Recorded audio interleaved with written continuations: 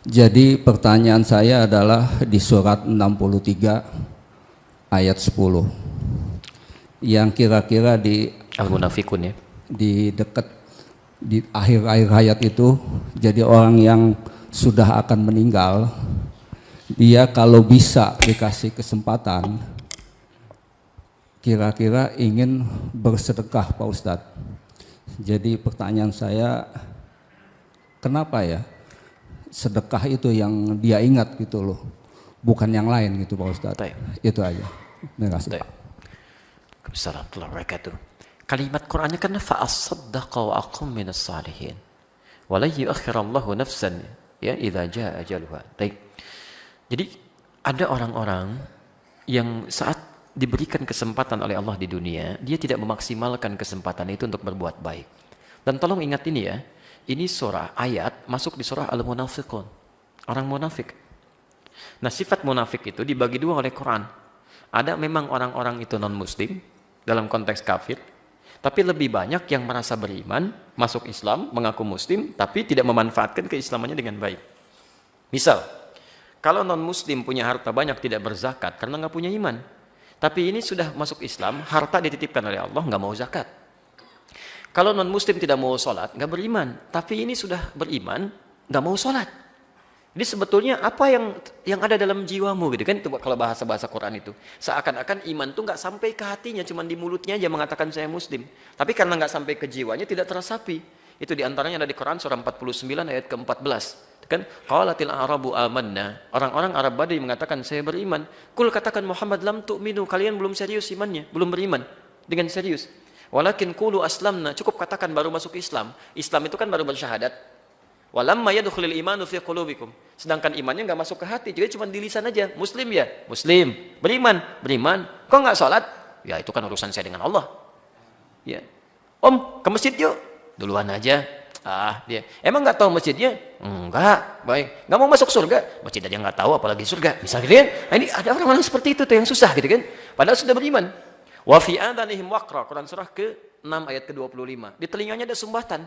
Jadi kalau kayak konser, kayak macam-macam tuh gampang kedengarannya. Tapi suara adzan yang di samping rumahnya nggak kedengaran Pak. Nggak kedengaran itu ya. Bahkan matanya terhalang. Saking sayangnya Allah, kalaupun telinganya nggak dengar, itu hidayah datang lewat penglihatan. Lihat orang sholat, lihat masjid, nggak bisa lihat.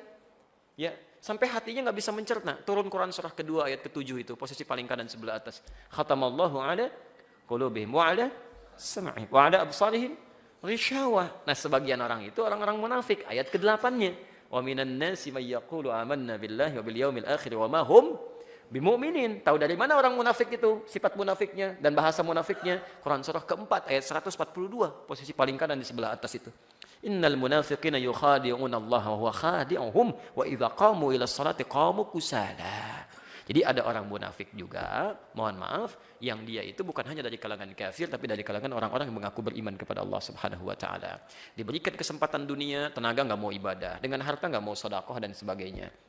Nah, apa yang terjadi? Ternyata orang-orang ini, apalagi kalau sifat munafik ini bukan cuma tidak mengerjakan ibadah, tapi juga menghambat orang lain untuk ibadah. Itu yang paling bahaya. Itu tingkat munafik tertinggi.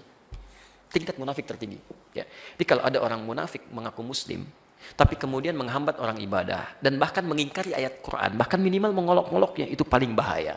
Itu ada di Quran surah keempat ayat 140, posisi paling kiri sebelah bawah. Ada yang begitu. Hati-hati.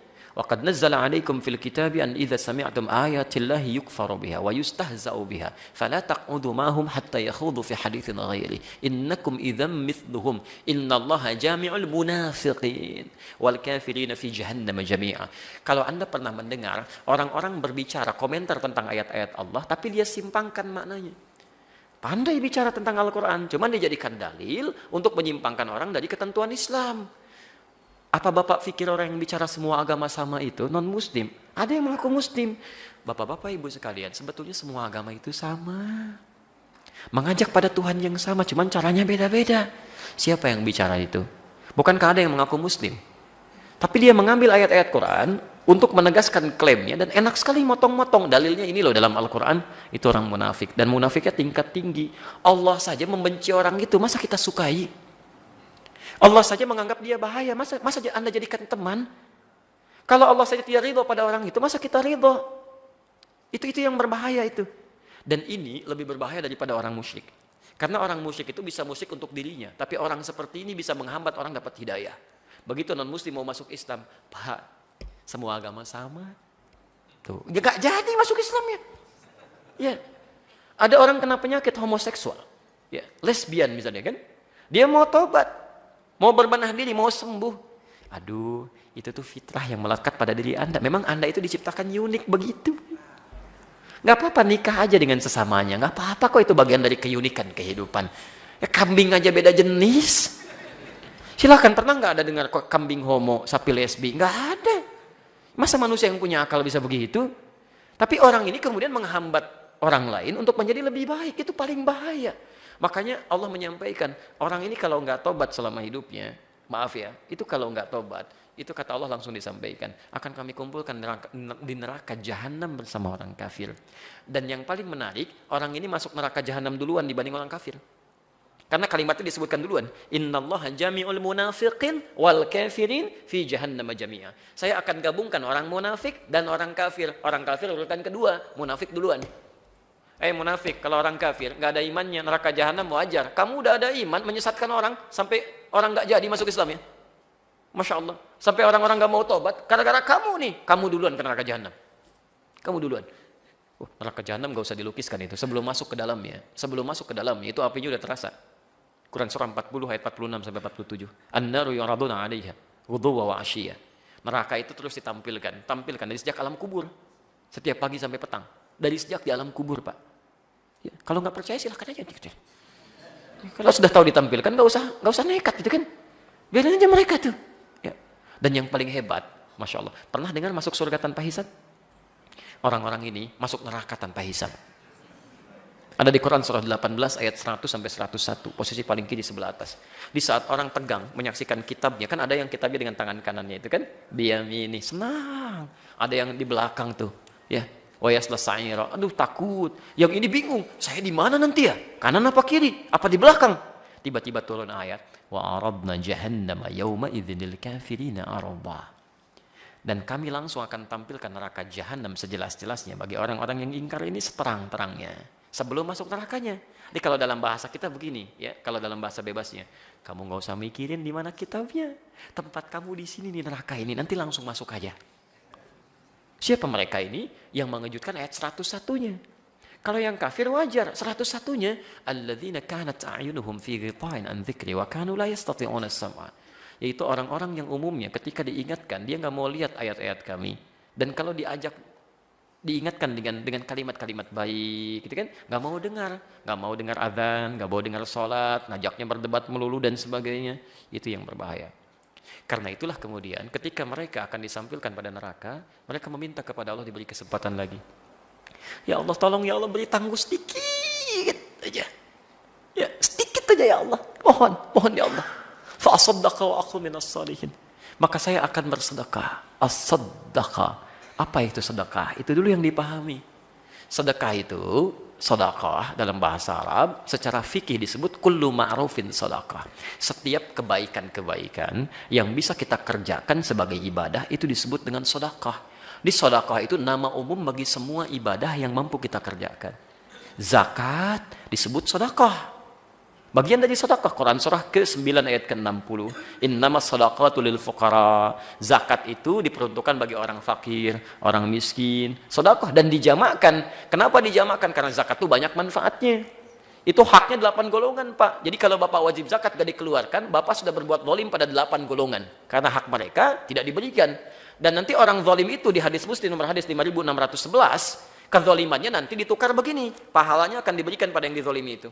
Jadi kalau Anda nggak keluarkan zakat, nanti pahala-pahala baik Anda itu akan ditukarkan dengan orang-orang yang dizolimi oleh Anda. Ya, misal orang fakir belum dapat zakatnya, Anda berhak itu untuk mengeluarkannya, hak mereka, kewajiban Anda. Maka kebaikan Anda dipindahkan ke orang fakir itu. Kalau Anda nggak punya modal kebaikan lagi, maka dosa-dosa orang fakir itu diambil, disimpankan kepada Anda, dibalikan. Itu belum selesai, baru fakir, belum yang miskin, kan? Belum yang mu'allaf, kan? Ya Allah, saya itu kurang ibadah karena nggak ada tuntunan, ya Allah. Saya mau baca buku, bukunya nggak ada. Mau belajar berangkat taklim, nggak ada perangkatnya ya Allah. Karena memang perangkat saya yang diambil dia, haknya dalam zakat yang belum dia keluarkan ya Allah. Nuntut tuh. Wal gharimin. Hati-hati gitu kan. Banyak hal itu. Sampai ke yang wafi sabilillah dan sebagainya. Orang-orang Rohingya pada teriak. Orang-orang Aleppo pada teriak. Ya Allah, keadaan kami begini ya Allah. Sulit mendapatkan makanan dan sebagainya. Bukan karena makanan nggak ada juga rezeki darimu ya Allah. Tapi rezeki kami itu dihambat oleh orang-orang yang punya zakat. Nggak pernah dikeluarkan ya Allah. Antum mau jawab apa? Infak itu disebut dengan sedekah. Salat kita disebut dengan sedekah. Haji disebut dengan sedekah. Umrah disebut dengan sedekah. Jadi ketika mengatakan fa'as-sedekah, itu kalimat umum yang sekiranya antum harus melihat antum dapat titipan apa dari Allah. Kalau harta benda, cepat gunakan untuk kepentingan ibadah. Pertama kali jangan jauh-jauh, sekitaran dulu. Ibadah lingkungan keluarga, coba cek orang tua. Infak mau jauh-jauh dulu, coba cek ibu bapak, barangkali jarang cerita. Tapi kok sindiran-sindirannya terasa. Sikap-sikapnya nampak gitu kan. Maka infak pertama itu untuk orang tua. Quran surah kedua ayat 215. Istri, anak-anak carikan sekolah yang bagus. Ini kan kadang-kadang aneh antum ini. Tetangga dipikirin, anak sendiri dibiarin. Ji, kemana kemarin? Di masjid nggak talim, saya tungguin.